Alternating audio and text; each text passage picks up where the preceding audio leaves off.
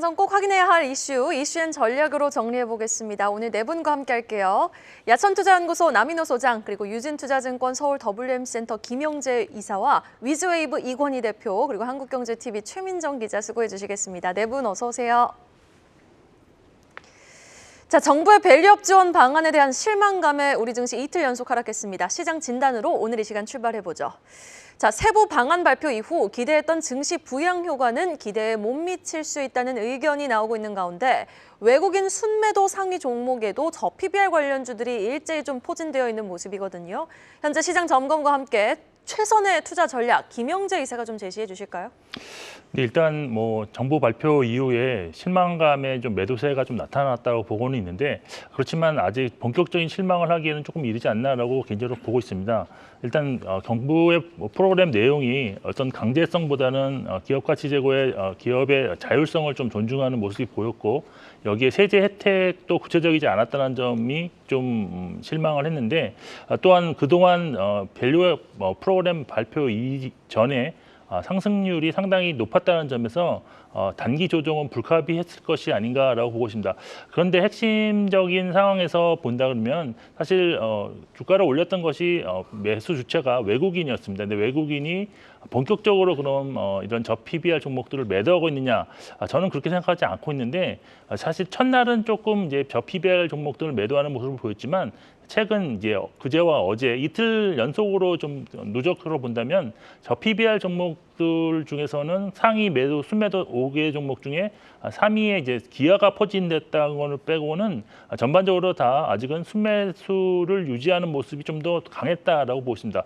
물론 이것이 어떤 정부의 밸류 프로그램을 좀 더 지켜보자는 의미인 것인지, 아니면 어제 이제 배당 기준일이 마지막이었던 현대차라든지 아니면은 금융주들에 대한 배당에 대한 기대감으로 인해서 아직 순매수를 유지하고 있는지는 오늘 이제 배당락 이후에 좀 판가름이 좀 나지 않을까. 근데 현대차를 비롯해서 금융주들도 3월 말 분기 배당까지도 남아 있기 때문에 순매도세는 과거 그 12월 결산 법인 때보다는 상당히 좀 변동성이 좀 확대되지는 않지 않을까라고 보고 있습니다. 여기에 지금 공기업이라든지 연속 배당 종목에 대한 그런 매수세는 좀 유지되고 있다는 점에서 아무래도 주주 가치를 제고할 수 있는 주주 환원 정책에 좀 더 적극적일 수 있는 그런 종목들은 아직까지는 좀 선별해서 매매하는 것으로 판단할 수 있겠습니다. 일단 오늘 현대차와 금융주들의 그런 주가 방향성이 매우 중요할 것으로 일단 보고 있고, 또한 외국인이 매수세를 유지하고 있다는 점에서는 아직까지 너무 크게 실망하실 필요는 없다. 그리고 오히려 지금 저PBR 선호 구간에서 소외받았던 업종들의 순환매가 나타날 수 있는 구간이기 때문에 이런 업종들로의 어떤 매수세 전환 가능성도 고려하시면서 보셔야 되는데, 최근에 이제 어제 같은 경우는 조선주가 오랜만에 이제 이틀 연속 크게 상승하는 모습을 보이는데, 아무래도 그동안 실적 성장이 거의 가시성이 높았는데도 저PBR이 아니므로 좀 소외받았던 그런 점에서 좀 선택받지 않았나. 그리고 최근에 또 이제 바이오에 대한 관심도 높아지고 있는데, 바이오 같은 경우도 역시 성장주로서 저금리에 대한 그런 시작, 금리 인하 시점에 대한 좀 딜레이가 좀 영향을 받았지만, 오히려 그동안 쉬었기 때문에 좀 더 치고 나갈 수 있는 그런 어떤 에너지를 축적할 수 있었던 것이 아닌가라고 보여져서, 어떤 저PBR 외에 다른 업종으로의 순환매를 동참하는 전략 좀 참고하실 필요가 있을 것 같습니다. 네, 밸류 프로그램 사실 기대가 너무 컸죠. 그래서 발표하기 전에 너무 달린 영향도 있었던 것 같고요. 사실 이 정책 모멘텀 자체가 소멸됐다, 이렇게 보기는 어려운 만큼 저PBR주에 대한 선별적인 접근이 중요하다, 이렇게 우리 김 이사가 지적을 해줬습니다. 이어서 방산 수출에 탄력을 받고 있는 현대로템 소식으로 넘어가 보도록 하겠습니다. 현대로템 방산이 한 축이고 또 한 축이 이제 사실은 이제 철도죠. 미국에서 8천억 원 규모의 계약을 따냈다, 이렇게 이제 어제 장 마감 후에 아마 공시가 나온 것 같은데요. 우리 14년 만에 미국 수주, 이런 의미가 있습니다. 최근 들어서도 계속 여러 가지 이제 수은법 개정 요것도 있었습니다만, 이렇게 주가가 계속 고공행진을 보여오기도 했습니다. 남인호 소장님, 현대로템 투자 전략 어떻게 갖고 가야 됩니까? 네, 정확히 지적해 주셨습니다. 우리가 보통 현대로템 하면 K2 흑표전자 생각하는데요. 원 사업은 그 철도 차량이 더 비중이 컸었습니다. 그러다 최근에 흑표 전차가 워낙 호황을 누리다가 또다시 역전됐는데요. 작년 연말 기준에서 이런 방산보다는 오히려 철도 차량의 비중이 더 크다는 것을 생각하시면 되겠습니다.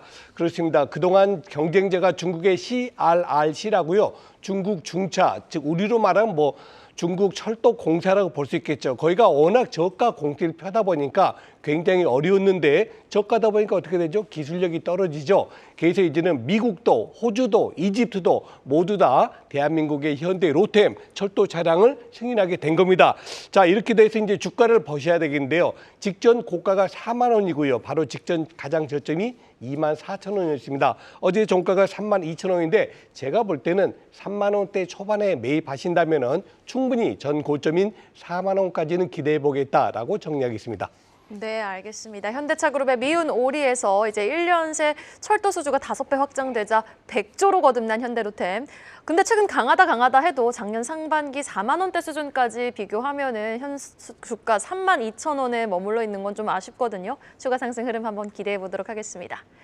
이어서 전날의 하락장 속 급등한 토큰증권 관련주 소식도 짚어보겠습니다.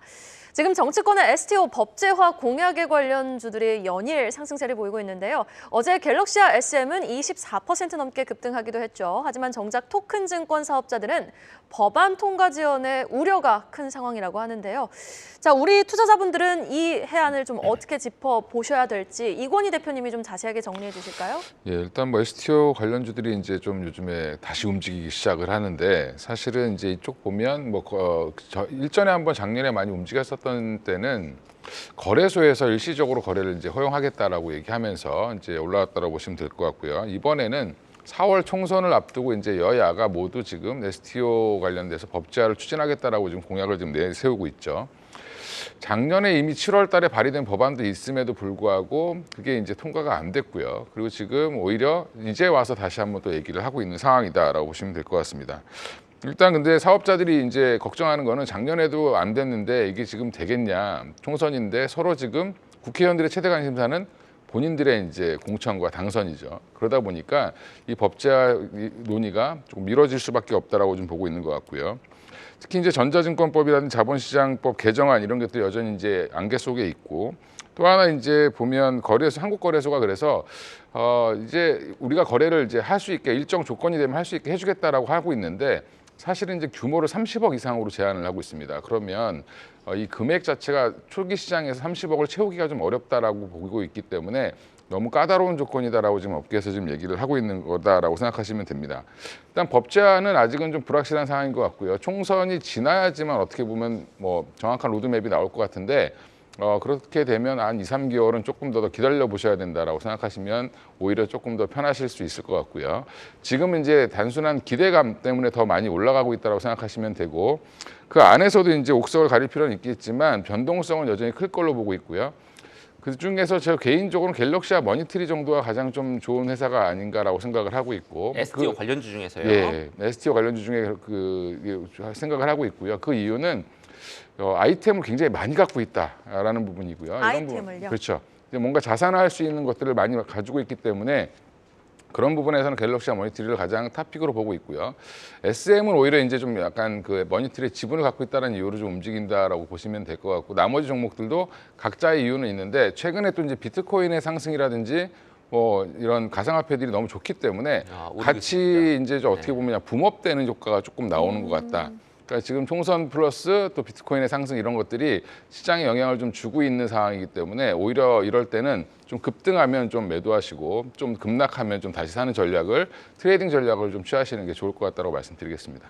네, 계속 급격히 오른 만큼 계속 마냥 웃을 수만은 없을 것 같습니다. 급락도 염두에 두고 급등락 염두에 두고 투자에 주의를 하셔야 될 것 같습니다. 이어서 최민정 기자가 준비한 소식 살펴보도록 하겠습니다. 정부가 기업 밸류업 프로그램을 시행하겠다고 발표하면서 기업의 주주 환원 정책에 대한 투자자 관심이 어느 때보다 뜨겁죠. 작년에 자사주를 소각한 상장 대기업도 늘어났다. 이렇게 지금 나오고 있는데 얼마나 늘었습니까? 네, 작년 자사주 소각을 진행한 대기업이 1년 사이 2배 넘게 증가를 했습니다. 최근 1년간 자사주를 소각했거나 소각 결정 공시를 한 기업은 32개, 소각 규모는 6조 4천억 원으로 집계됐습니다. 1년 전 소각 규모인 3조 원대와 비교하면 2배 넘게 그 규모가 증가한 건데요. 전날 리더십 인덱스가 국내 매출 상위 500대 기업 내 352개 상장사를 대상으로 조사한 결과 자사주를 보유하고 있는 기업 66.5% 중에서 소각에 나선 상장사는 13.7%에 그쳤는데요. 자사주를 보유하고 있긴 하지만 선뜻 소각에 나서는 상장사는 적다는 걸 의미합니다. 자사주 소각 규모가 가장 컸던 기업은 상선물산으로 최근 1년간 약 1조 원 규모의 자사주를 소각하거나 소각하기로 결정했습니다. 그 뒤를 이은 건 SK이노베이션이었는데요. 창사 이래 처음으로 약 8천억 원어치의 자사주 소각을 공시했습니다. 그 뒤로는 보이는 것처럼 금융사들이 상위권에 이름을 올렸습니다.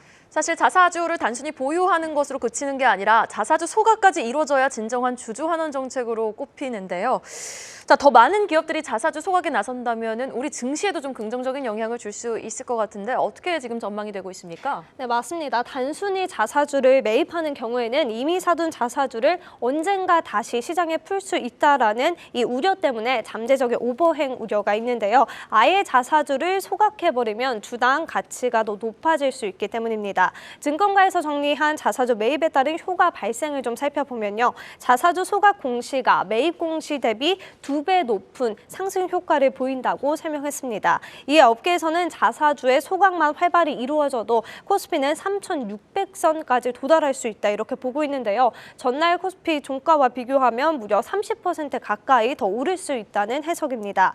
이나의 한국투자증권연구원은 상장사들이 3년 내에 걸쳐 자사주를 소각하게 되면 코스피가 3,620선까지 상승할 것으로 전망을 했고요. 강성부 KCGI 대표 역시 비슷한 주장을 하며 자사주 소각을 진행하면 코스피는 3,600선까지 도달할 수 있을 것이다. 이렇게 내다봤습니다. 네, 그래도 밸류업 프로그램 발표 이후에 자사주 소각 소식이 예전보다는 조금 더 많이 들리고 있단 말이죠. 어제는 클래시스 어제 자사주 소각 이렇게 발표를 했던데 어떻습니까? 네, 맞습니다. 전날 클래시스는 보유 중인 자사주 66만 7,183주 전량을 소각한다고 공시를 전했죠. 이는 250억 원에 달하는 규모인데요. 더불어 상장 이후 7년 연속 배당을 실시하며 주주 환원에 적극적으로 나서고 있는 모습을 보여주고 있습니다. 올해 2월까지 코스피 종목 중 자사주 소각을 결정한 상장사는 22곳으로 집계됐는데요. 또 소각 결정 공시 규모도 4조 원을 넘으며 작년에 비해 자사주 소각 규모가 4배 넘게 증가한 걸 확인할 수 있습니다. 다만 누적으로 살펴보면 자사주를 보유하고 있는 기업 가운데 소각을 단 한 번이라도 했던 기업의 비중은 보시는 것처럼 10% 수준밖에 되지 않습니다. 정부가 코리아 디스카운트 회수를 위해 기업 밸류업 프로그램을 도입하기로 하면서 기업에서 자사주 소각 등 주주 환원 정책을 확대하고 있지만 여전히 그 비율이 낮다는 걸 확인할 수 있습니다. 지난 26일 발표된 정부의 밸류업 프로그램 세부안에는 자사주 매입 및 소각 시 법인세 감면 등 구체적인 인센티브 내용이 빠져 있는데요. 확정안에는 해당 부분들이 반영돼야 상장사들의 자사주 소각 비율이 더 늘어날 것으로 점쳐집니다. 네, 소각 결정 공시 규모는 무려 지금 4조 원 가까이 육박하면서 급증한 수치를 봤지만 또 동시에 자사주 갖고 있는 분들 중에도 소각한 적 없다는 비율도 90%가 된다고 하니까 계속해서 고무적인 현상으로는 좀 기대해 볼 수밖에 없을 것 같습니다. 더 늘기를 우리 투자들이 네. 많이 바라고 계신 것 같아요. 네, 더 확실하게 늘려줘야죠. 이어서 가장 빠른 리포트와 공시도 한번 확인해보고 올까요? 박정원 캐스터가 준비하고 있습니다. 오늘 아침에 나온 리포트 정리해드리는 가장 빠른 리포트 앤 공시 시간입니다. 먼저 목표가가 상향 조정된 종목으로는 세경 하이테크 체크해보겠습니다. 고객사의 스마트폰 판매가 예상보다 견조한 걸로 드러난 가운데 NH투자증권은 양호한 이익 성장세와 신규 아이템 납품 가능성을 주목했는데요. 기존 9천 원 목표가를 11,000원으로 상향 조정했습니다. 이번에는 목표 주가가 하향 조정된 종목들 알아볼까요? 하나손해보험인데요. 주주환원이 경과 조치의 부담을 넘지 못한 상황이라면서 주당 배당금은 기존 370원에서 250원으로 조정이 됐는데 이 소식에 유한타증권은 하나손해보험에 대한 투자 의견을 중립으로 내렸고요. 목표가도 5,500원에서 4,000원으로 하향 조정했습니다. 이어서 목표 주가가 유지인 리포트들 확인해 보시죠. 우선 동양생명입니다. 4분기 실적이 컨센서스를 상회한 가운데 주당 배당금은 추정치를 하회했습니다. 이 소식에 유한타증권은 6,500원의 목표 주가를 이어갔습니다. 이번에는 솔로엠입니다. 글로벌 ESL 보급이 본격화되고 있는 상황에서 솔로엠이 가진 파워 솔루션 기술의 중요도가 높아지고 있다는 분석을 내놨고요. IBK투자증권은 42,000원의 목표 주가를 이어갔습니다. 다음은 한국콜마 리포트입니다. NH투자증권은 한국콜마에 대해 직수출 비중이 늘어났고 한국의 인디 브랜드가 구조적인 성장세를 맞이하고 있는 점이 긍정적이라고 분석을 했습니다. 또 중국에 출시된 선 제품의 인기가 탄탄대로를 걸으면서 74,000원의 목표가를 유지했습니다. 마지막으로 한국가스공사인데요. 4분기 실적이 시장 기대치를 상회한 가운데 민수용 가스요금 인상 여부를 지켜봐야 한다는 하나증권의 리포트가 발행됐습니다. 정부 정책으로 주주환원 가능성을 언급하면서 외화 환산 손실 발생 여부를 주목해야 한다고 밝히기도 했는데요. 목표가는 35,000원으로 유지한 모습이 포착됐습니다. 이렇게 오늘 아침에 나온 리포트들 참고하셔서 오늘도 성공 투자하시기 바랍니다. 지금까지 가장 빠른 리포트 행공시 박정원이었습니다. 다음 소식입니다. 알리익스프레스에 입점하는 K뷰티 양대산맥, 아모레퍼시픽과 LG생활건강 소식 만나보시죠. 알리에 입점하는 한국 제조사가 빠르게 늘어나며 전방위 공습에 나서고 있는 알리익스프레스. 자, 이건희 부장님, 이것이 함의하는 바가 무엇인지 또 이에 따라 추가 상승 여력이 가장 높은 섹터와 종목은 좀 어떤 것들로 추려볼 수 있을지 궁금합니다. 작년 가을부터 이제 본격적으로 알리익스프레스부터 시작해서 지금 테무까지 한국 시장에 진출하면서 굉장히 지금 핫한 이슈를 지금 뿌리고 있는데요. 이제 알리익스프레스의 K베뉴 이제 한국 상품에 대한 이제 배너에 입점하는 국내 기업들이 지금 증가세에 있다. 그 중에 이제 우리나라 화장품 대표 기업이라고 할 수 있는 LG생활건강, 그다음에 아모레퍼시픽 주가는 굉장히 안 좋아서 주주분들이 좀 실망하고 있는 기업들 중에 하나인데 거기와 이제 애경이라든지 한국 P&G 등 한 20여 개사들이 지금 이쪽에 이제 입점을 했습니다. 자, 알리가 이제 최근에 이제 한국 판매자들한테는 입점 및 판매 수수료를 부과하지 않겠다, 무료 수수료 정책을 피면서 오히려 이제 그 새로운 판매에 어떻게 보면 플랫폼 역할을 하겠다라고 지금 얘기를 하고 있고요. 그러면서 지금 주요 기업들이 여기 입점을 하고 있는데 사실은 입점한 브랜드들을 보면 그렇게 이제 고가보다는 중저가 라인들의 이제 입점이 많고요. 주로 이제 일일 뷰티 용품이라고 하죠. 이제 뭐 치약이라든지 샴푸 이런 이제 생활 용품들이 좀 많이 입점을 했고요. 화장품도 조금 중저가가 이제 입점을 했다라고 생각하시면 되는데 일단 알리프렉스라든지 테무의 영향력은 점점 앞으로 커질 걸로 예상을 하고 있습니다. 가입자 수들이 계속 증가하고 있고 그다음에 사용해 보신 분들도 편리성을 이제 느끼고 있는데 이게 중국 업체니까 중국에 갔다 오는 거냐 이렇게 생각하실 수 있는데 그게 아니라 자체적으로 우리나라 한국에서 돌아다니는 겁니다, 그냥. 예, 그러면 이제 이걸 대행해 주는 게 CJ 대한통운이라고 보시면 되고요. 풀필먼트 서비스를 이제 CJ 대한통운이 하다 보니까 어떻게 물량을 창고에서 꺼내서 이제 배송하는 것까지 이제 대행을 해주는 게 지금 CJ 대한통운이어서 최근에 주가가 그 이후로 급등을 했다가 최근 조정이 나왔는데 이 입점 기업이 많아진다라고 하면 CJ 대한통운에 대한 관심이 다시 한번 또 증폭될 가능성이 높다라고 보고 있고요. CJ 대한통운은 지금 너무 이제 들어도 좀 무겁죠. 이제 무거운데 이것보다 조금 가벼운 종목이 없을까라고 보면 NHN KCP를 주목하셔야 되는데 약간 낯서신 분도 있는데 NHN 옛날 한국사이버결제가 이름을 바꾼 게 NHKCP라고 보시면 되고요. 이게 이제 결제 대행을 해주고 있는데 이런 결제 대행이 예전에 이제 중국 업체들이 직접 할 때는 이게 좀 많이 안 좋았던 부분들을 개선하면서 굉장히 좋아졌다라고 합니다. 그래서 NHN KCP가 지금 국내뿐만 아니라 해외 기업들, 중국 기업들한테 이런 것들을 제공하면서 지금 성장세가 굉장히 가파르게 커지고 있고 작년에도 실적이 굉장히 좋았는데 올해도 고무적이다라고 지금 얘기를 하고 있습니다. 그래서 주가는 주봉상으로 보면 NHKCP 같은 경우는 거의 바닥권에서 올라오고 있는 모습이기 때문에 사실은 조금 더 추가 상승할 여력은 충분히 있다라고 보고 있고요. 그래서 저는 개인적인 탑픽은 NHNKCP고 조금 더 무거운 종목을 좋아하시는 분들은 CJ 대한통운을 좀 주목해 보시면 좋을 것 같습니다. 그렇군요. 제가 중국 테무에서 쇼핑을 해보니까 확실히 싼 게 비지떡인 건 맞습니다. 그래서 5,000짜리를 500원에 샀는데 조금 써보려고 하면은 500원짜리 맞는 것 같기도 하고요. 네, 그런 생각이 좀 들더라고요. 어쨌든 시장 경쟁은 좋죠. 우리 이커머스 업체를 포함해서 지금 중국 업체들이 매기 역할을 해주고 있기 때문에 경쟁을 통해서 서로 가격도 좀 낮추고 뭐 이런 역할을 했으면 좋겠습니다. 계속해서 우리 최민정 기자가 준비한 이슈를 하나 더 살펴보겠습니다. 살펴보겠습니다. 전날 코스닥 시장의 86%네요. 86%가 하락 마감을 했는데 그런 가운데서도 52주 신고가를 경신한 기업들이 몇 개 있습니다. 그중에 아프리카TV가 있는데 왜 올랐습니까?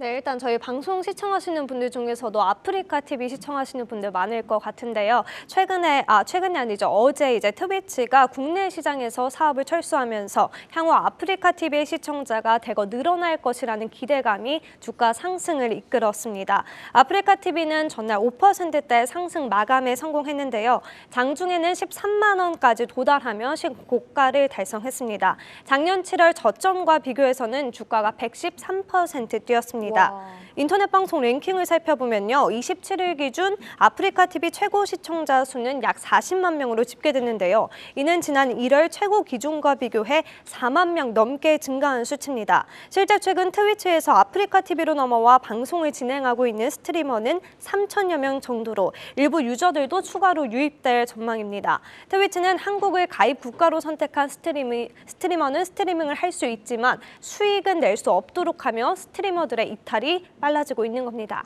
자, 그럼 늘어나는 시청자 수에 따라서 호실적도 전망이 되고 있는데요. 투자자 입장에선 이러한 상승세를 좀 이어갈 수 있을까? 그 부분이 또 의문일 것 같습니다. 지금 증권가에서 어떻게 보고 있나요? 네, 일단 아프리카TV 4분기에도 성적이 좋았는데 이 개선세가 앞으로도 이어갈 것이라는 게 증권가의 의견이었습니다. 트위치 스트리머 및 이용자 유입 효과가 이루어지면서 아프리카TV의 영업이익이 올해 1,147억 원, 또 내년에는 더 증가한 1,417억 원으로 지속해서 성장세를 이어갈 것이라고 전했습니다. 실제 트위치에서 유입된 유저들은 기존 유저들 대비 더 높은 충성도를 보여주면서 돈을 잘 쓰고 있다 이렇게 평가받기도 하는데요. 이런 점이 향후 실적을 더 높일 것이라는 평가입니다. 지난 1월 트위치 최고 시청자가 36만 명인 걸 좀 감안을 하면요. 앞으로 아프리카TV에 유입될 트위치 시청자는 더 늘어날 가능성이 큽니다. 더불어 아프리카TV는 작년 연말 코스닥협회에서 ESG 경영상을 수상하기도 했는데요.